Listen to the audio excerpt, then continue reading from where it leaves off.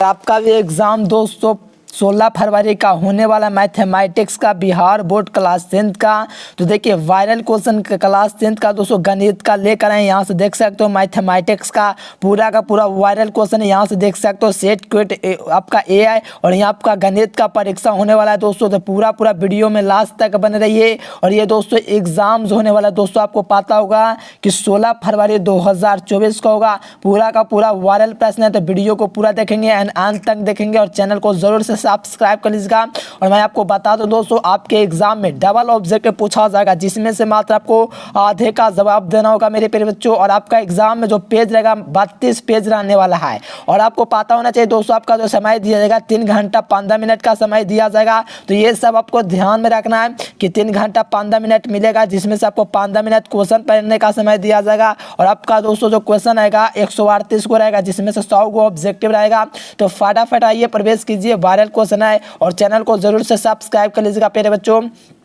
यहाँ से पहला क्वेश्चन देखिएगा। तो यहाँ से पहला क्वेश्चन ही काफी लॉलीपॉप प्रश्न पूछा, सरलतम रूप यानी कि इसको तोड़ने पर हम लोग कैसे लिख सकते हैं, ये आपसे पूछा जा रहा है। ठीक ना बच्चों, तो आप लोग याद रखिएगा मेरे प्यारे बच्चों, एकदम हौला क्वेश्चन है। तो यहाँ से आप लोग कर सकते हो 23 गुना 4 कीजिएगा और बाटा में दोस्तों क्या कीजिएगा 23 गुना क्या कीजिएगा यहाँ से 5 कीजिएगा दोस्तों। तो 23 से 23 आपका खत्म हो जाएगा, तो 4/5 हो जाएगा। ये आपका सरलतम रूप होता है इस प्रकार का। चलिए सेकंड नंबर क्वेश्चन देखिएगा बच्चों। तो कहा जा रहा है कि 2 परमेय संख्याओं के बीच कितनी परमेय संख्या हो सकती है। तो आपको याद रखना 2 परमेय संख्याओं के बीच दोस्तों कितनी हो सकती है। तो आपको याद रखना अनंत परमेय संख्या हो सकता है। डी नंबर इसका बिल्कुल राइट आंसर हो जाएगा। एक क्वेश्चन एग्जाम में करके जाओ और एग्जाम में मेरा गारंटी आप लोग फोड़ के आओगे, क्या आप फोड़ के आओगे, चढ़ के आओगे एग्जाम में। चलो थर्ड नंबर क्वेश्चन फटाक से आप लोग बताओ कि किसका दशमलव प्रसार दोस्तों शांत है। देखिए दशमलव प्रसार दोस्तों किसका शांत होता है, आपको पता है, जिसका दोस्तों नीचे 2 या 5 आए या 2 या 5 के दोनों साथ आए तो उसका दशमलव प्रसार शांत होगा। तो यहाँ पर आपको 11 8 88 आप लोग जानते हो 11 8 88 होता है, तो इसमें 8 आ गया और 11 आ गया। जबकि हमको 2 और 5 आ सकता है चलेगा, लेकिन 11 और 8 नहीं चलेगा। देखो 210 में भी आपका पता है कि 7 आ ही जाएगा, क्योंकि आप लोगों को पता है मेरे प्यारे स्टूडेंट्स, क्योंकि 105 से कटाएंगे तो आपको पता है कि 105 में आपका क्या हो जाएगा, आपका 7 भी आ जाएगा 3 भी आ जाएगा। जबकि हमको चाहिए 2 और 5 आए, या तो 2 आए या तो 5 आए, या तो दोनों आवे। तो यहाँ पर तो ये ऑप्शन नहीं होगा। चलो ऑप्शन नंबर सी जो आपको दिख रहा है बच्चों, ये लग रहा है देख करके ये उसका सही जवाब हो जाएगा। लेकिन उससे पहले मैं आप लोगों को 110 का भी चेक करना चाहूँगा। देखो 110 का कीजिएगा बच्चों, तो आप लोगों का क्या हो जाएगा 65 हो जाएगा। 65 से कीजिएगा तो इसमें 13 भी आ जाएगा। जब 13 आ जाएगा दोस्तों तो आपको पता चलेगा कि इसका भी अशांत होगा। अब पता चल गया आखिरकार आपका शांत जो दशमलव होगा दोस्तों वो आपका ऑप्शन सी का होगा, क्योंकि इसमें 16 सब है। इसको अगर खंड कीजिएगा मेरे प्यारे बच्चों तो आप लोगों का खाली 2 मिलेगा, खाली आपको 2 मिलेगा। इस बात को जरूर से याद रखना, इसका जो दशमलव प्रसार होगा ये आपका शांत होगा। चलिए 4 नंबर दोस्तों जो क्वेश्चन आपको दिख रहा है बहुपद, ध्यान दीजिएगा। बहुपद आपका dy² plus dy plus a के शून्यकों का गुणनफल क्या होता है। तो शून्यकों का गुणनफल c/a होता है, यानी कि a/d इसका सही जवाब हो जाएगा। गुणनफल क्या होता है c/a होता है, c/a।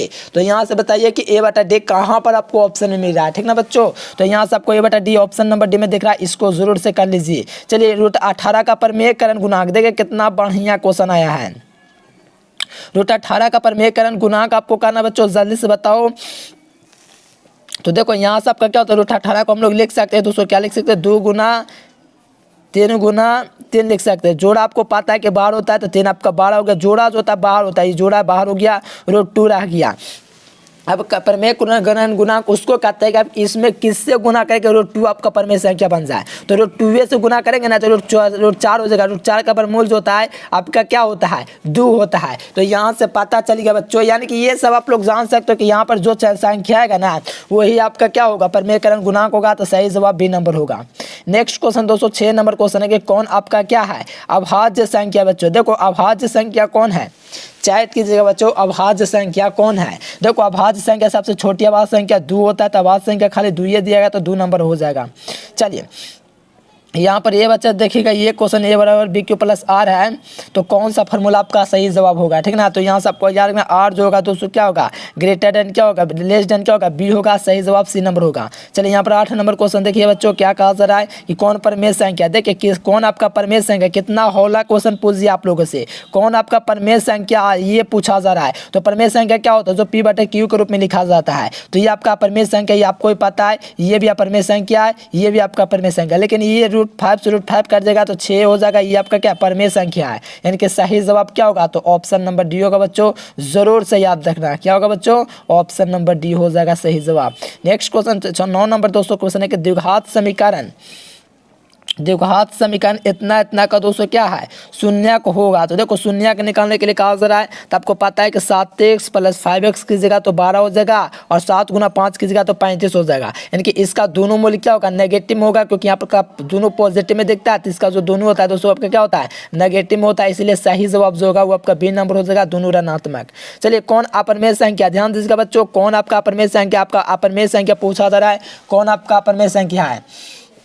आपको याद रखना √227 ये आपका परमेय संख्या, क्योंकि देखो √11 का दोस्तों क्या होता है, √121 का 11 होता है, √196 का 16 होता है, इसका दोस्तों क्या लिखा हुआ है 289, इसका क्या होता है 17 होता है, लेकिन √27 का कुछ नहीं होता है, तो ये क्या हो जाएगा, आसान क्या हो जाएगा, अपरमेय संख्या हो जाएगा। चलिए इसका आपका क्या पूछा जा रहा है, शून्य पूछा जा रहा है बच्चों। तो यहाँ से आपको याद रखना 5/² बराबर क्या लिख सकते हो, 25 लिख सकते हो कि नहीं, फिर बाई का मान निकालोगे तो आपका 25/5 हो जाएगा, 5 से कट जाएगा 25, तो बाई² क्या हो जाएगा, आपका क्या हो जाएगा 5 हो जाएगा, क्या हो जाएगा बच्चों 5 हो जाएगा। तो बाई का मान आप लोग निकालेंगे बच्चों, ध्यान दीजिएगा 5 हो जाएगा, बाई का मान निकलेगा तो ±√5 निकलेगा, ±√5 देखिएगा, सही जवाब जो होगा बच्चों वो आपका ऑप्शन सी में हो जाएगा। चलो यहाँ पर आपका द्विघात समीकरण ध्यान दीजिएगा, इसका आप लोग को सूत्र लगेगा बच्चों, इसका जो सूत्र होता है क्या होता है, ध्यान दीजिएगा, मैं आपको सूत्र लिख देता हूँ, x² - alpha + beta x × alpha × beta होता है, ये आपका सूत्र होता है। इस पर आप लोग बैठे मेरे प्रिय स्टूडेंट्स, क्या हो जाएगा, अल्फा + बीटा क्या देगा 40 दिएगा, अल्फा × बीटा क्या देगा -40 दिया गया है। सो फटाफट आप लोग चैट कीजिए बच्चों, क्या हो जाएगा, आप लोग चैट कीजिए कमेंट बॉक्स में आंसर बना करके, ठीक ना। सूत्र तो हम लोग को लिख ही दिए बच्चों। चलो 12 नंबर क्वेश्चन का देखिए सही जवाब आ रहा है दोस्तों। चलिए x² - 16x प्लस क्या आ रहा है, चलिए इसका आप लोग कीजिएगा बच्चों, तो क्या हो जाएगा, ऑप्शन नंबर ए इसका राइट आंसर होगा, ठीक है ना, जरूर से कर लीजिएगा। देखो यहाँ पर आपका, देखो यहाँ पर आप लोग साफ कीजिएगा तो 1/2a के बराबर होगा, जब ऐसा होता है तो आपका क्या होता है, अनगिनत हल होता है। यहाँ से सही जवाब जो होगा बच्चों वो आपका क्या हो जाएगा, डी नंबर बिल्कुल राइट आंसर होगा, ठीक ना, जरूर याद रखना। नेक्स्ट क्वेश्चन कहा जा रहा है बच्चों कि ये आपका क्या ए और बी एक दूसरे के व्युत्क्रम होगा, तो कौन सा मान सही होगा, ठीक ना, जल्दी से यहाँ पर बताइए 19 नंबर क्वेश्चन का क्या होगा सही जवाब। बहुत बढ़िया, यहाँ पर आपका -1 निकलेगा। चलिए यहाँ पर अर्धभेद का कोण आपको पता होगा, तो समकोण होता है, सही जवाब सी नंबर होगा। नेक्स्ट क्वेश्चन कहा जा रहा है कौन सा वास्तविक मूल नहीं है, देखिए वास्तविक मूल दोस्तों कौन नहीं है, देखिए 16 नंबर क्वेश्चन है कौन वास्तविक मूल नहीं है, तो इसका जो होगा दोस्तों b² - 4ac नहीं है, तो यहाँ पर b² - 4ac बड़ा है, बड़ा हो जाता है 0 से, ना ये ना, ये भी ना, ये वाला आपका वास्तविक मूल नहीं है। चलिए यहाँ पर देखिए 1/α, देखो इसका जो सूत्र होता है क्या होता है, c/a होता है, इसका जो सूत्र होता है क्या होता है, b/c ना होता है, क्योंकि मैं निकाल रखा हूँ दोस्तों भीम का जोड़ घटाओ, तो b/c -1 क्या हो जाएगा -2 हो जाएगा। तो यहाँ पर देखिए ओ c/ क्या आएगा बच्चों, बताइए 7 नंबर क्वेश्चन का क्या होगा। देखो मैं इसका सूत्र निकाल देता हूँ, ठीक ना, इसका आप लोग नीचे लघुत्तम लीजिएगा तो अल्फा × बीटा आ जाएगा, ऊपर में अल्फा + बीटा हो जाएगा, ठीक ना, -b/ क्या हो जाएगा c/a हो जाएगा, c/a यानी कि -b/c होता है, सॉरी इसका जो सूत्र होता है -b/ क्या होता है c होता है, तो यहाँ पर -c/a क्या हो जाएगा -a हो जाएगा। c का वैल्यू है दोस्तों आपका क्या है -1 प्लस, यानी कि आपका क्या हो जाएगा नीचे 6 रहेगा तो आपका -1/6 हो जाएगा, सही जवाब जो होगा बच्चों ऑप्शन डी। समानांतर से नहीं क्या पद पूछा जा रहा है, तो a+ क्या होता है, a+ क्या होता है बच्चों, ये आपका 20d होता है। यहाँ पर a का मान कितना है, तो a का मान -3 है और प्लस b हो जाएगा। d का अंतर कितना अंतर का इसमें घटेगा, तो 7 का अंतर, तो 20 7 कितना हो जाएगा 7 3 14 140, 140 क्या हो जाएगा 140 माइनस क्या हो जाएगा 3 हो जाएगा, तो इसको घटेगा तो 137 का सही जवाब डी नंबर होगा बच्चों। नेक्स्ट क्वेश्चन कहा जा रहा है कि द्विघात समीकरण इतना का क्या है, समीकरण क्या है, देखिए इसका आप लोग का समीकरण देखिए यहाँ पर आपका द्विघात समीकरण कौन है ये आपसे पूछा जा रहा है बच्चों, ठीक है ना। तो यहाँ से आपको याद रखना 19 का सबका जवाब आ रहा है बी नंबर, बिल्कुल ये द्विघात समीकरण नहीं है। बाकी आप लोग मैंने चेक कर रखा है, ये सब द्विघात समीकरण नहीं है, बाकी जो भी आपको दिख रहा है, ठीक ना बच्चों। ये क्या होगा, रुकिए 1 मिनट, चलिए हो गया।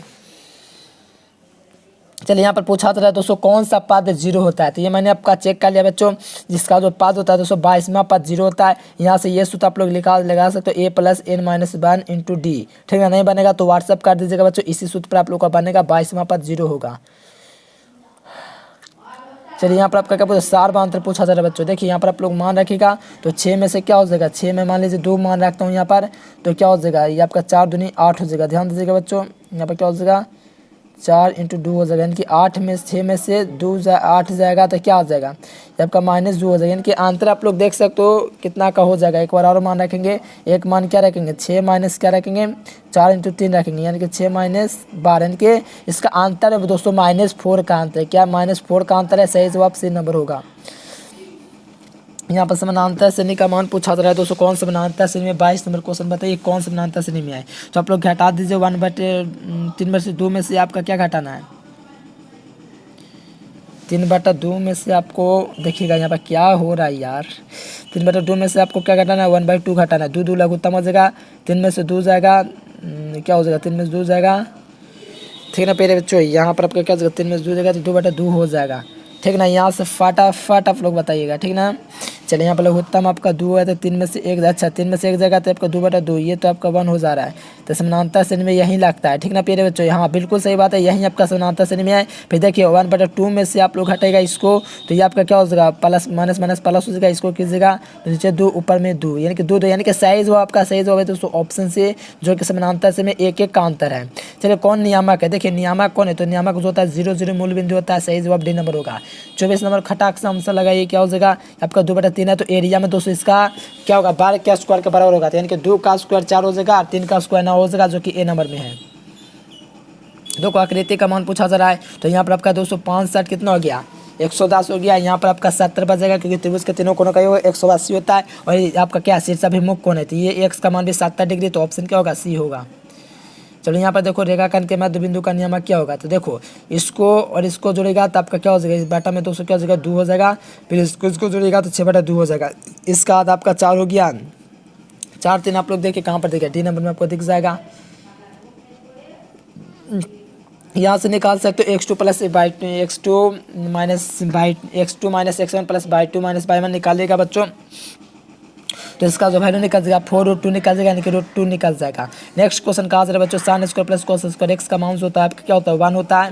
नेक्स्ट क्वेश्चन कहा जा रहा है बच्चों कि इसका युग्मक का समीकरण क्या होता है, तो युग्मक का दोस्तों जो समीकरण होता है बच्चों वो आपका क्या होता है, तो प्रतिच्छेदी और संपाती होता है। और ये दोस्तों जो पाद है आपका तृतीय पाद में, क्या बच्चों ये जो है ना आपका तृतीय पाद में है, क्या है। चलिए इतना ही क्वेश्चन रखेंगे बच्चों, आप लोगों को चैनल को सब्सक्राइब कर लेना है। इसी प्रकार से हम आपको ऑल सब्जेक्ट का क्लास का तैयारी करवाते हैं, ज़रूर आप लोग चैनल को सब्सक्राइब कर लीजिए, आपके लिए इतना मेहनत करते हैं मेरे साथियों, ठीक ना। ज़रूर से चैनल को सब्सक्राइब कर लेना। चलिए आप लोगों को क्विज़ लगाने के लिए गूगल पर सर्च करना है एजुकेशन लेक्चर, वहाँ से क्विज़ भी लगा सकते हैं, ठीक ना। Thanks for watching this video. जय हिंद, वंदे मातरम। प्रिय साथियों हंसते मुस्कुराते दिल लगा के पढ़ते रहिए।